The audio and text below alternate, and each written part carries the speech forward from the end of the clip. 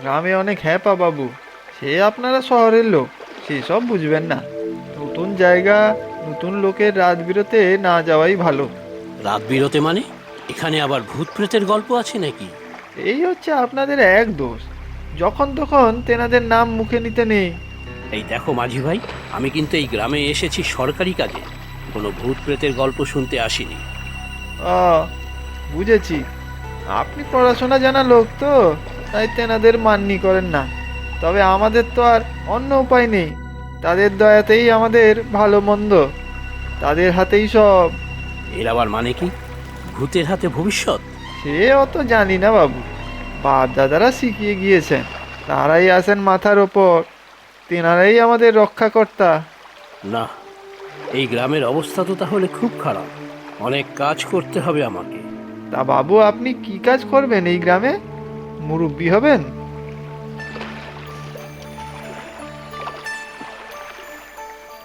আহা, তা কেন? বললাম না সরকারি কাজে এসেছি। গ্রামে কোথায় কিভাবে উন্নতি করা যায় তার রিপোর্ট বানিয়ে সরকারকে জানাবো। ও, তা ভালো। তবে দুখান কাজ করবেন কর্তা। আচ্ছা, শুনি কি কাজ? ওই গোপাল ঘোষকে একটু রোগড়ে দেবেন। রোজ নদী পার করে দিতে হয়, তবু পয়সা দিতে চায় না। হাড় কেপ্পন একটা। আহা, এসব কাজ আমার নাকি? এসব ছোটখাটো কাজের জন্য আমি আসি। এসব গ্রামের প্রধান বা পুলিশে জানা। ও বাবা, আরো বড় কাজ। আপনি তো কর্তা তাহলে অনেক উঁচু দরের মানুষ। পাকা বাড়ি আছে তোমার? না থাকলে বলো, দেখবো কি করা যায়। আচ্ছা ঠিক আছে। একটা কথা বলি কর্তা, যদি অভয় দেন। আহা, বলেই ফেলো না। পাকা বাড়ি চাই বুঝি? আগে চাই, তবে আমার জন্য নয়। আশ্চর্য, নিজের জন্য নয়, তবে কার জন্য? আগে তেনাদের জন্য। বাঁশ বাগানে, শ্যাওড়া গাছে, ছাড়া কুয়োতলায়, এসব অঘাটে বেঘাটে থাকেন তো। আহা, একটা পাকা বাড়ি হলে বেশ হতো। তুমি কি আমার সাথে মশকরা করছো হে?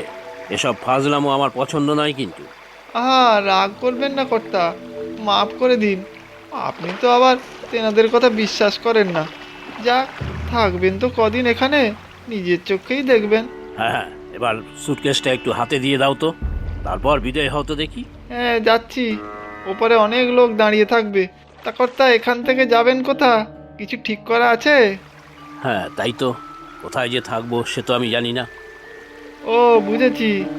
ছোট মিয়ার গরুর গাড়ি, ওই তো, সে তো দাঁড়িয়ে আছে। হ্যাঁ, গরুর গাড়ি? হ্যাঁ কর্তা, এই গ্রামে সে ছাড়া আর কেউ আছে নাকি? ও মিয়া, ছোট মিয়া, ওই দেখো শহর থেকে বাবু এসেছেন। এই তো আসছি গো, আসছি। আমি এবার চলি বাবু। এবারে যান, তেনাদের স্মরণ করতে করতে যাবেন কিন্তু, না হলে বিপদ। আরে ধুত্তেরি, ব্যাটা তো মাথা খারাপ করে দিলে। গরুর গাড়ি করে যেতে হবে? যা চলে। চলুন বাবু, সেই কখন থেকে দাঁড়ায়ে আছি গো। আমি শহর থেকে এসেছি, সজল মিত্র, পঞ্চায়েত অফিসের কাজে। মানে আমি কিন্তু জানি না কোথায় যাব। জানি জানি, সব জানি। ছোটে মিয়ার গরুর গাড়ি পৌঁছে দেবে নিজের বাড়ি। চলো চলো, আর কাব্যি করতে হবে না। রাত হয়ে গেল, খাবার দাবার কি জুটবে তাকে জানে। জুটবে জুটবে, সব জুটবে। এ গ্রামে কেউ খালি পেটে ভুকা থাকে না। সে জানি, পঞ্চায়েত প্রধান গিরিবাবু তো ব্যবস্থা করে রাখবেন নিশ্চয়ই। না, তা কি করে হবে? গিরিবাবু তো খুব ভালো লোকই ছিলেন, তবে হ্যাঁ, ছিলেন মানে? কি আর বলবো, কাল রাতেই তো উনি দেহ রেখেছেন। তবে হ্যাঁ, আপনার আসার কথা আমাকে তো আগেই বলে রেখেছিলেন পই পই করে। ভারী কর্তব্যজ্ঞান ছিল তেনার। উফ, আবার সেই তেনার? তাহলে তো আমার খুব অসুবিধেই হয়ে যাবে। এই রাত্রে কার সাথে আর যোগাযোগ করব? না না, কোনো চিন্তা নেই। বললাম না, এখানে কেউ অভুক্ত থাকে না। তেনাদের স্মরণ করলেই ব্যাস, সব কাজ উদ্ধার। কি যে হেয়ালি করছো তাকে জানে। একই, এখানে আবার থামলে কেন? আরে বাপু, এখানে না থেমে উপায় আছে। তেনাদের থান এখানে। এই শোনো, তোমার মতলব আমি বুঝে গিয়েছি। এই ফাঁকা পথে একা পেয়ে লুটপাট করার তাক। আমি কিন্তু সরকারি লোক, পার পাবে না কিন্তু আমার কিছু হয়ে গেলে। আরে উতলা হচ্ছেন কেন বাবু? কিচ্ছুটি হবে না, একটু জিরিয়ে নিন। মাথার উপর তেনারা আসেন? আমার কাছে ভাই কিচ্ছুটি নেই। এই এই সুটকেস, ভাবছো তো কত কিছু আছে?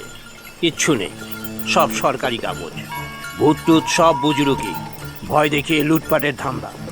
শহরের এই বাবু একটুতেই কাবু, নতুন এলেন হেতা, তাই শোনেনি কথা, অনুগ্রহ করে দেবেন ক্ষমা করে। চলুন বাবু, আর ভয় নেই, তেনাদের আমি তোয়াজ করেছি, ওনারা ভারী ভালো। উফ, আমার মাথা ঘুরছে। এবারে চলো দেখি তাড়াতাড়ি। গিরিবাবু আর গত হওয়ার সময় পেল না, গেলেন তো গেলেন, আমাকে এখন পথে বসিয়ে গেলেন। ওই দেখুন বাবু, ওই যে একটা ঘর দেখা যাচ্ছে, ওইখানেই আপনার থাকার জায়গা। ও বাবা, এ তো ভূতের বাড়ি, চারিদিকে কোনো বাড়ি ঘর নেই। আরে না না, সে ভয় নেই, এখানে তেনারা থাকে না, এটা তো পঞ্চায়েত অফিস। দিনের বেলা দেখবেন কত ভিড়, রাতে একটু ফাঁকা, এই যা। একা একা থাকবো? সে তো আমি জানি না, মানে গিরিবাবু তো আমাকে শুধু এখানে পৌঁছে দিতে বলেছিলেন।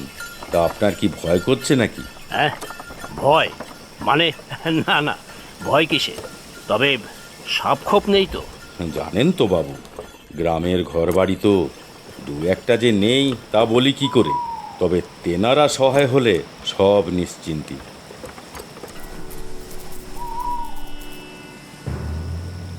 এই যে আপনার ঘর, বাইরে বারান্দায় তো দেখছি লান্ঠেন রেখে গিয়েছে, জ্বালিয়ে নেবেন বাবু, ভয় পাবেন না একদম। হ্যাঁ হ্যাঁ, ঠিক আছে ঠিক আছে, বারবার ভয়ের কথা বলার দরকার নেই। সে আপনি যা বলেন, লান্ঠেনটা জ্বালিয়ে দিয়েই যাই তবে। দেবে? আচ্ছা দাও, অনেক দিন তো জ্বালাই নিয়ে এই হারিকেন। আচ্ছা, লাইট নেই এখানে? সে বাবু আছে গ্রামের মধ্যে দু এক ঘরে, তবে এদিকে নেই। এই নিন, লালটেনটা জ্বালিয়ে দিলাম, কুয়ো থেকে এক বালতি পানি তুলে দেব। খাওয়ার জল? আচ্ছা দাও তাহলে। প্রথম দিন তো, মানে প্রথম রাত, কাল সব দেখে শুনে নেব। আচ্ছা, তাহলে আজ্ঞা দিন আমাকে, অনেক দূরে যেতে হবে তো। হ্যাঁ হ্যাঁ, আর কত হলো ভাড়া? একটু বেশিই দেবো বকশিস, কত কিছু করে দিলে আমার। আরে কি যে বলেন, গিরিবাবু তো আগেই দিয়ে দিয়েছিলেন ভাড়া, আপনার যাতে কোনো অসুবিধা না হয় সেটাও বলে গেছেন তো। আমি চলি এবার, কোনো ভয় নেই, অসুবিধা হলে তেনাদের ডাকবেন।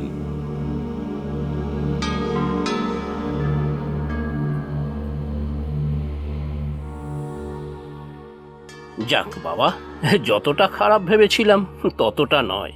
তবে কেমন যেন গুমোট ভাব। জানালাটা খুলে দিই।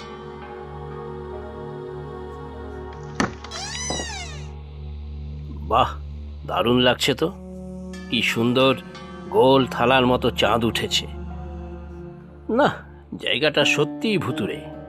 তবে ভূত টুত আমি মানি না, কিন্তু খিদেটা বেশ জাগিয়ে উঠেছে।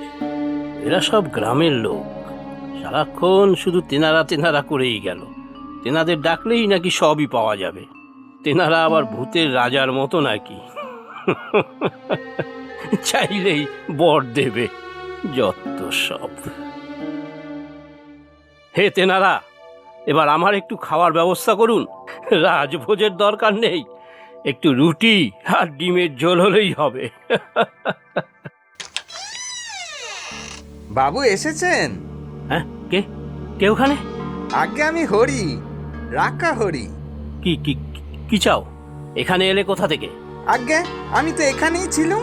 বাজে কথা হচ্ছে, দরজা তো আমি খুললাম ঘরে। আগে পাশেই তো রান্নাঘর, পেছন দিকে অন্য দরজাও তো আছে। অন্য দরজা? পেছন দিকে? সে হোক গিয়ে। কি কি কি চাও এত রাত্রে? আগে আমি তো রান্না করে রেখেছি আপনার জন্য, গিরিবাবু পই পই করে বলে দিয়েছিলেন। গিরিবাবু? তিনি তো শুনলাম। হ্যাঁ, দেহ রেখেছেন, তবে আগেই সব বলে দিয়েছিলেন। উফ, বাঁচালে হরি, খিদে আমার পেট জ্বলছে। দাও দাও, কি আছে দাও তাড়াতাড়ি। হ্যাঁ, আপনি হাত ধুয়ে আসুন, এই টেবিলে আমি দিচ্ছি। গিরিবাবু বলে দিয়েছিলেন আপনি শহরের মানুষ, নিচে বসে খেতে পারবেন না, তাই এই চেয়ার টেবিল আনালেন অফিস ঘর থেকে। সত্যিই হরি, তোমাদের এই গিরিবাবু ভারী বিচক্ষণ লোক ছিলেন। আর তুমি এবার দাও তো, যা আছে তাই দাও। তবে আবার কাঁটা চামচ নিয়ে এসো না যেন। আমি হাত দিয়েই খাই কিন্তু।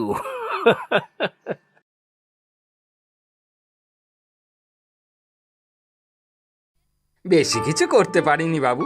এই তো গরম গরম রুটি, বাহ, জমে ক্ষীর।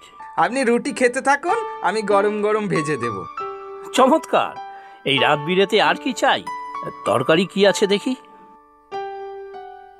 এ কি, ডিমের ঝোল!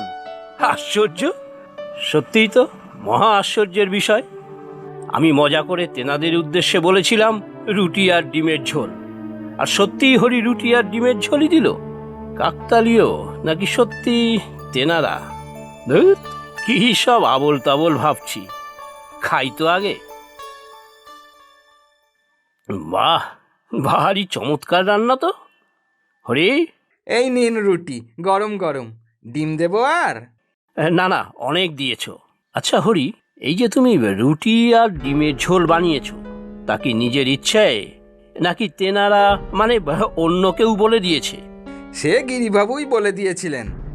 ও তাই বলো। আমি যে কি সব উল্টো পাল্টা ভাবছিলাম। দারুণ হয়েছে গো। আমি রোজ রান্না করে দেব আপনার। সে ভালো, তোমার রান্নার হাত বেশ ভালো। আমার তো বেশ কিছুদিন থাকতে হবে এখানে। সরকারি প্রকল্পগুলো কার্যকর হচ্ছে কিনা তা দেখতে হবে। জানি, গিরিবাবু বলে গিয়েছেন। গ্রামের উন্নয়ন মানে রাস্তাঘাট, পাকা বাড়ি, স্কুল বাড়ি, স্বাস্থ্যকেন্দ্র, সব কিছুর তদারকি করতে হবে আমাকে, বুঝেছো? গিরিবাবু বলে গেছেন। তাহলে তো সবই জানো। আর ওই মাঝিটা যে নিয়ে এলো আমাকে নৌকো পার করে, তার একটা পাকা বাড়ির ব্যবস্থা করে দিতে হবে। এখনো ও কাঁচা ঘরে থাকে। হ্যাঁ, থাকতো আগে। সেবার ঝড় জলে তো সেই কাঁচা বাড়ি ধসে পড়লো তার উপরে। মাটি কাদা জলে আর বের হতে পারেনি। হ্যাঁ, কি বলছো যাতা? তোমরা সবাই এক পদে, সব সময় হেয়ালি করে কথাবার্তা। না, ঠিকই বলছি। ওই নিতাই মাঝিটা মরেছিল একই ঝড়ে, যে ঝড়ে গাছ পড়ে ছোট মিয়াটা মরল। এবার ছোটা মিয়া মানে? গরুর গাড়ি চালাতো, ভারী ভালো ছিল, কিন্তু মাথার ওপর অত বড় গাছ পড়লো, কি করে বাঁচবে বলুন? এবার আমার মাথা কিন্তু রাগে ফেটে যাচ্ছে হরি। যত সব আবোল তাবোল কথাবার্তা, সব ভূতের সাথে আমার কথা হলো এতক্ষণ ধরে। ওদের সব গিরিবাবুই ঠিক করেছিল। আসলে এই গ্রামে তো তেনারা ছাড়া আর কেউ নেই। গিরিবাবুর খুব ইচ্ছা ছিল তেনাদের জন্য একটা পাকা বাড়ি হোক, সবাই মিলে আমরা ওখানে শান্তিতে থাকি। আমরা মানে মানে তুমিও? সেই তো বলছি, ওই ঝড় জলে কেউ বাঁচলো না, তা আমি আর বাঁচি কি করে? তবে পাকা বাড়িটার কথা কিন্তু মনে রাখবেন। প্রচুর সঠিক উত্তরদাতাদের মধ্যে থেকে আমরা বেছে নিয়েছি 10 জনের নাম। গল্পের নাম রিকশাওয়ালার মেয়ে। নামগুলি হলো অঙ্কিতা মণ্ডল, কামারপুকুর, পশ্চিমবঙ্গ থেকে; জাকিয়া সুলতানা, ঠাকুরগাঁও, বাংলাদেশ থেকে; সিদ্ধার্থ রুদ্রপাল, আগরতলা, ত্রিপুরা থেকে; মমতা রজক, উত্তর দিনাজপুর, পশ্চিমবঙ্গ থেকে; রাজা বাবু রায়, ঢাকা, বাংলাদেশ থেকে; স্বস্তিকা চক্রবর্তী, পশ্চিম মেদিনীপুর, পশ্চিমবঙ্গ থেকে; মিনা আলী, আগরতলা, ত্রিপুরা থেকে; লাবণ্য, সাতক্ষীরা, বাংলাদেশ থেকে; সুমাইয়া, ঢাকা, বাংলাদেশ থেকে; প্রতীক্ষা হাতি, হাওড়া, পশ্চিমবঙ্গ থেকে। আজকের প্রশ্ন, বাড়িটার নাম কি দেওয়া হয়েছিল? তোমরা প্রশ্নের উত্তরের সাথে নিজের নাম আর কোথায় থাকো সেটাও লিখে জানাবে কিন্তু।